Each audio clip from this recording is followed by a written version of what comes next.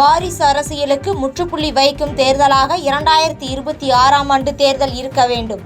அதிமுக வலுப்பெற்று இருக்கிறது, திமுக தேய்கிறது என்றும் எடப்பாடி பழனிசாமி பேச்சு.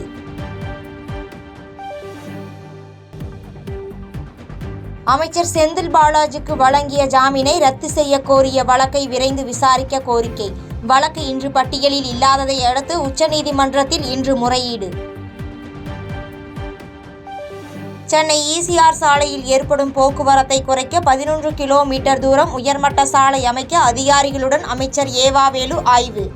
உயர்மட்ட மேம்பாலம் மாதிரி வீடியோவை அமைச்சரிடம் திரையிட்டு காண்பித்த அதிகாரிகள். பொதுமக்கள் நண்பகலில் வீட்டை விட்டு வெளியே செல்ல வேண்டாம். தமிழ்நாட்டில் வெயிலின் தாக்கம் அதிகரித்துள்ளதால் தமிழ்நாடு சுகாதாரத்துறை அறிவுறுத்தல். முல்லை பெரியாறு அணை மேற்பார்வை குழு கூட்டம் வரும் 22ஆம் தேதி நடக்கிறது. குமுளியில் நடைபெறும் கூட்டத்திற்கு தமிழ்நாடு கேரள அதிகாரிகளுக்கு அழைப்பு. குஜராத்தில் ஆனந்த் அம்பானி உருவாக்கிய வனதார வன உயிரின மையத்தை திறந்து வைத்தார் பிரதமர் மோடி. சிங்கக்குட்டிகள், ஒட்டகச்சிவிங்கிகளுக்கு உணவு கொடுத்து பொழுதை கழித்த மோடி.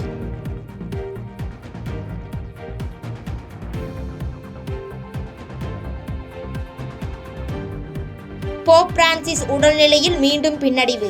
மூச்சு குழாயின் 2 இடங்களில் பாதிப்பு ஏற்பட்டதால் மீண்டும் செயற்கை சுவாச கருவி பொருத்தப்பட்டுள்ளதாக வாட்டிக்கன் தகவல்.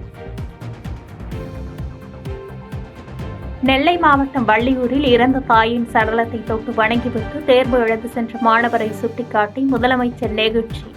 கல்விதான் உயிரினும் மேலானது, இதுதான் தமிழ் சமூகம் என முதலமைச்சர் மு.க. ஸ்டாலின் பெருமிதம்.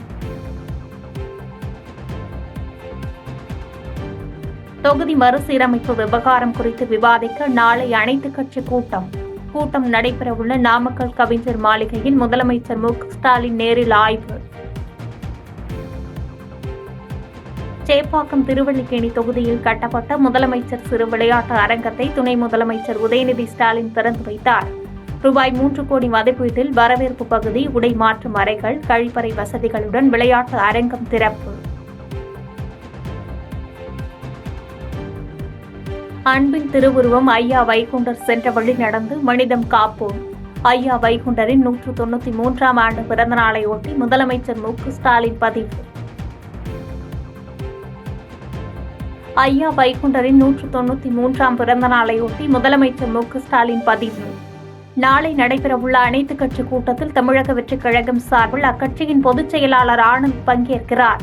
தொகுதி மறுசீரமைப்பு விவகாரம் குறித்து முதலமைச்சர் தலைமையில் நாளை நடைபெறவுள்ள நிலையில் அறிவிப்பு. ராமநாதபுரத்தில் நெடுஞ்சாலைத்துறை தர கட்டுப்பாட்டு அலுவலகத்தில் கணக்கில் வராத 5,60,000 ரூபாய் பறிமுதல். மதுரை SPP நகர் பகுதியில் உதவி கோட்ட பொறியாளர் வீட்டில் ரெய்டு. மும்மொழியில் பிறந்தநாள் வாழ்த்து தெரிவித்த தமிழிசையின் வாழ்த்தில் இந்தி இடம்பெறவில்லை.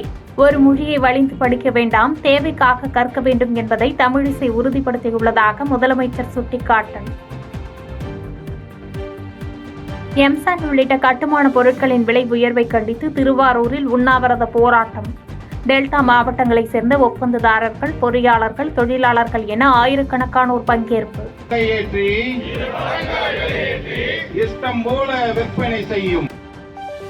மேல்மலையனூர் அங்காளம்மன் கோவில் திருத்தேரோட்ட விழாவை ஒட்டி குவியும் பக்தர்கள் கூட்டம் அதிகரித்து வருவதால் போலீசார் குவிப்பு. பசுமை போர்த்திய வனப்பகுதியில் 2 குட்டிகளுடன் உறங்கும் யானைகள். சர்வதேச வனவிலங்கு தினத்தையொட்டி வனத்துறை செயலாளர் சுப்ரியா சாகு பகிர்ந்த வீடியோ. பாதகம் செய்பவரை கண்டால் நாம் பயம் கொள்ளலாகாது பாப்பா. மோதி மிதித்துவிடு பாப்பா, அவர் முகத்தில் உமிழ்ந்துவிடு பாப்பா. அண்மை செய்திகளை உடனுக்குடன் தெரிந்து கொள்ள இணைந்திருங்கள் எம் நாடு தொலைக்காட்சியுடன்.